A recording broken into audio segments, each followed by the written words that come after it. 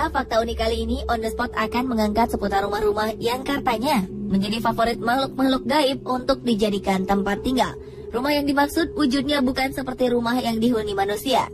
Berikut tempat tinggal yang konon biasa menjadi favorit makhluk gaib.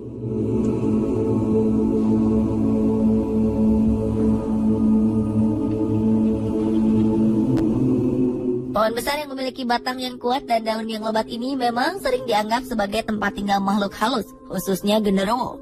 Ukuran beringin yang kebanyakan lebar dan tinggi, ditambah sulur-sulur yang menjuntai, menambah kesan misterius pada pohon beringin. Tumbuhan ini seringkali dianggap keramat bagi penduduk di sekitarnya. Tak jarang kita menemukan sesajen di bawah pohon beringin. Tidak hanya sesajen, beberapa tempat malah menyematkan kain khusus sebagai pakaian dari pohon beringin. Apalagi pohon beringin yang usianya ratusan tahun.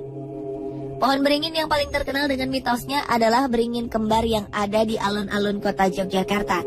Disebut kembar karena di alun-alun tersebut terdapat dua pohon beringin yang berukuran sama besar berdiri berdampingan. Beringin kembar ini terkenal dengan tradisi masanginnya, yaitu permainan melewati kedua beringin tersebut dengan mata tertutup. Konon katanya jika berhasil lewat di antara kedua pohon itu, permohonan kita akan terkabul.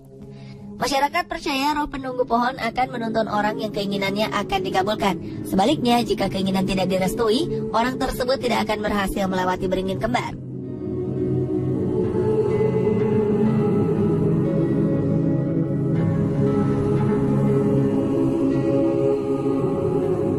Seperti awalnya diciptakan, cermin memiliki fungsi untuk memantulkan bayangan manusia agar kita dapat melihat penampilan diri sendiri. Namun di banyak budaya, cermin dipercaya sebagai portal dimensi antara dunia nyata dan dunia gaib.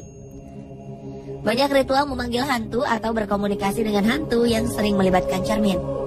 Salah satu contoh cermin yang dipercaya sebagai tempat tinggal makhluk halus adalah cermin dalam rumah Myrtle's Plantation.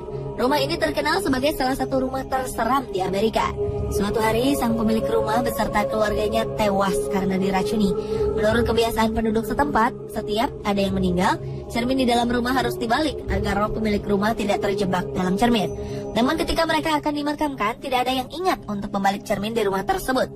Akhirnya roh mereka terperangkap dalam cermin itu dan menghantui Myrtle's Plantation.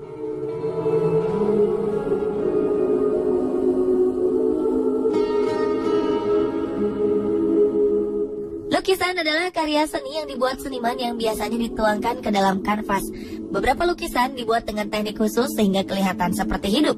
Efek inilah yang banyak mendukung pemikiran jika lukisan merupakan tempat tinggal makhluk astral, terutama yang menggambarkan ekspresi wajah manusia.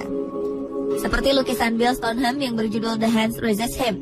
Lukisan yang menggambarkan seorang anak laki-laki dengan sebuah patung anak perempuan di sebelahnya ini dipercaya bisa berjalan sendiri di malam hari. Tidak hanya itu, bahkan pemiliknya pernah melihat objek di lukisan tersebut menghilang dari kanvas.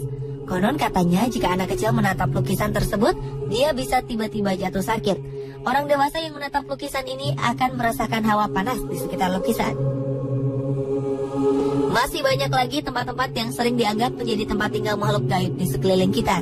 Namun semuanya kembali kepada kepercayaan kita masing-masing. Nah, apalagi ya menurut Anda yang sering ditinggali oleh makhluk halus?